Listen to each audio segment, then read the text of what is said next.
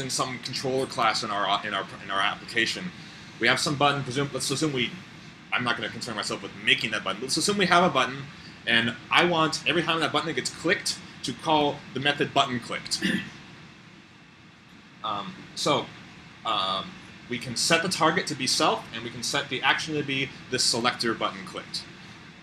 The kind of neat thing about this is you notice that this method takes in a parameter. What'll get passed in as that parameter is actually the object that sent the message. So the button will pass itself along as an argument to this method. That way, if you don't have to write a button receiver method for every single button in your class. You can just have one destination for all of your button clicks, and then just have that have some logic to determine which button got pressed and behave accordingly depending on what button got pressed. Okay, so one other benefit of using selectors is it allows us to message things safely. So if you try to call a method on an object that it might not respond to, the compiler will warn you about this. But there are instances where you actually need to do that because you know that when your code runs, the object that's going to be actually will respond to that message. So you might choose to just perform selector to eliminate the compiler warning. The caveat, though, is that since the compiler can't determine at compile time whether or not the object in question will respond to the message, if it doesn't, it will crash when it gets it. So that's something to be careful with, and that happens a lot when you're debugging UI code and you're calling methods and you change the name of your method and then you hit the button and the method name is wrong and it will crash because it doesn't know what method name you're talking about. But exception, it's an unknown method exception? Yeah, something like unknown method exception. It'll throw an exception. Okay, so another benefit of using selectors is it allows us to do duck typing. Who's familiar with the phrase, if it walks like a duck and quacks like a duck, it's probably a duck? That's where the term duck typing comes from. If an object quacks, it's probably a duck. So there's a method defined on NSObject called responds to selector that takes in a selector object and returns true if that object will respond to that message when given it. So I have some object, I don't know what it is, but if it responds to the quack selector, I can make it quack. Okay, so that's what I have to say about selectors. Are there questions about it? I'm sure it's a little bit confusing. Yeah. And what's your name? The last example, why was it useful to have use a selector instead of this? Because the object is typed. Well, again, but I'm in this case I didn't say what the type of obj is, but maybe I might have typed it as id because I don't know what type it is. So if I got a dog instead, I wouldn't want to make a dog quack, right? So this will check. Okay. So this will probably generate a compiler warning because it doesn't know depending on how I type obj. If I type it as id, it won't because it'll just assume that everything works with id. But if I statically type it as something else, I might get a warning. But these come in really handy too when you dynamically add selectors at runtime, which you're able to do in Objective-C. This becomes even more handy. Why can't you just check if this is so we can we can introspect objects and ask them for their class, but that's not considered a clean way to handle that problem, partly because you could change the implementation of the class underneath you, and what you're more interested in is not what the object is, but what behavior it has. So this will work not just for any class not just for the duck class, but for any other class that defines a quack method. So it's a bit more general than just checking the type. Does that help? Is there something that still doesn't make sense? I guess I just Yeah, I mean, there's a pretty good example I think in the lab of why we might use a selector. A lot of these examples are somewhat contrived just to kind of show what the possibilities are with it, but this is one thing you can do. You can duck type. Yeah. What's your name? Victor. Victor. Why would you use the selector with NSString, the NSString selector slide? Again, that's a sort of esoteric example.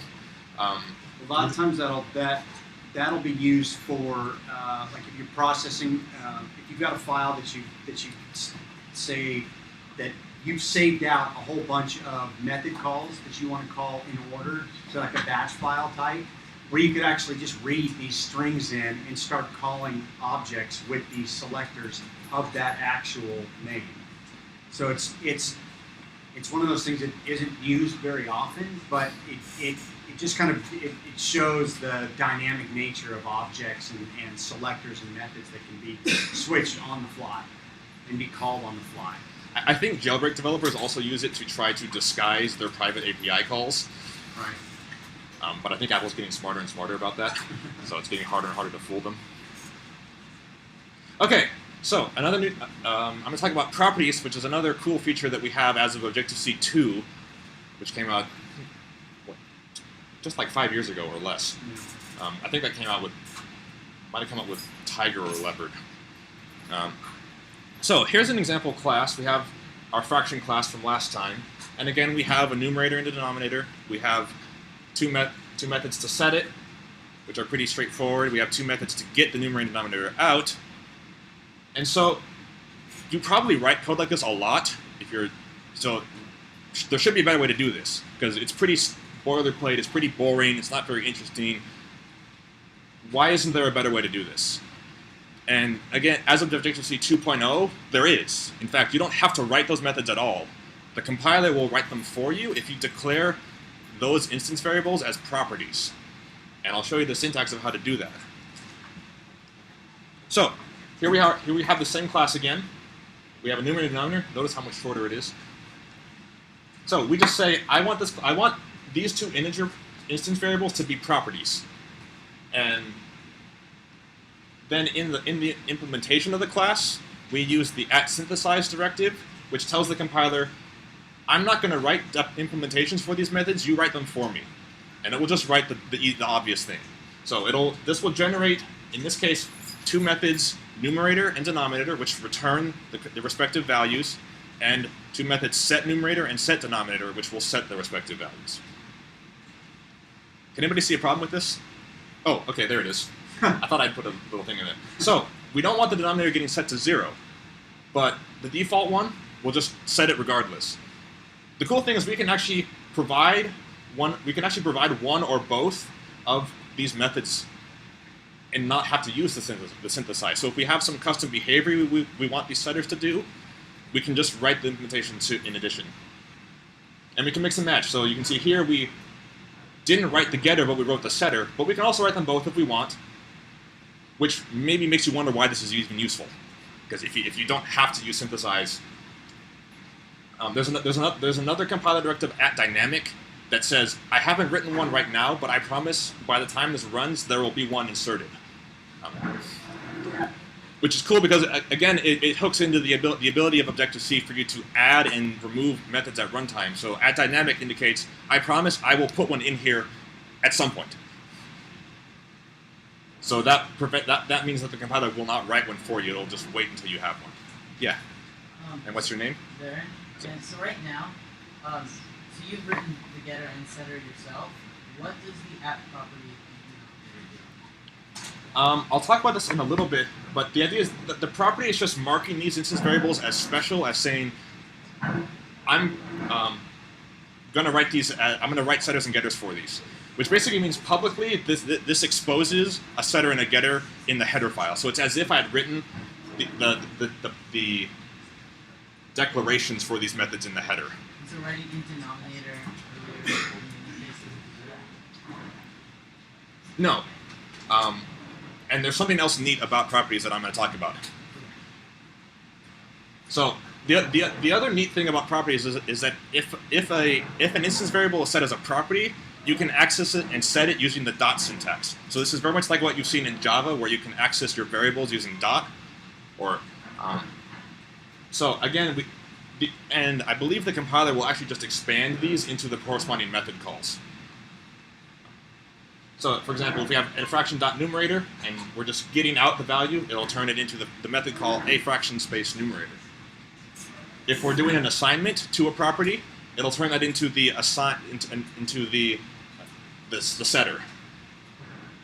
These, of course, can be, like method calls, these can be nested. So we have some person class has a dog property, which has a tail property. Those can be nested and again turn into the corresponding nested method call. So that's kind of the other really handy feature about properties, is the ability to access these sort of transparently, be able to. So it's not like Java where you have a public variable and you're actually directly manipulating the instance variable. You're manipulating it through a method. So it looks like you're directly manipulating it, but you actually are really calling the method. And in fact, the syntax for synthesize allows you to specify a different name for the variable. So if you really want your variable to keep private and hidden, you can actually name the instance variable differently. And I think since Snow Leopard, you don't need to have an instance variable. If you say property, it will make an instance variable for you if there's not already one of the same type of the same name. But in general, it's clearer if you actually provide the instance variable, but you don't need to. And if you want it to work with the legacy runtime, you need to have it, because otherwise it'll complain. Okay, so we can have a bit more control over the setters and getters that the properties write. Part of the property declaration line allows us to specify some attributes of the property, which allows us to control several things, and I'm going to talk about those now. Yes? The @synthesize directive doesn't take a data type. So how does it know, say, you have a numerator int and a numerator string? From the property. Oh, Because it looks for a declared property of that name. okay, so all you know, declared two of the same name. And in fact, I don't think it will let you do that anyway. It won't Okay. let you. Yeah, you can't have variables of different types of the same name. It will get confusing. Okay, so one of the things we can change, one of the bits we can flip in these properties is we can change what the name of the accessor method is. So by default, the getter is the name of the property, but if we wanted it to be something else, we could specify it saying getter equals some other property name. We can also change the name of the setter, which defaults to set property name. I think I have examples of these later, but the common example of this is for if the getter returns a Boolean type. The Objective-C style is that Booleans should return the name of the getter is something, so like is on or is enabled rather than enabled.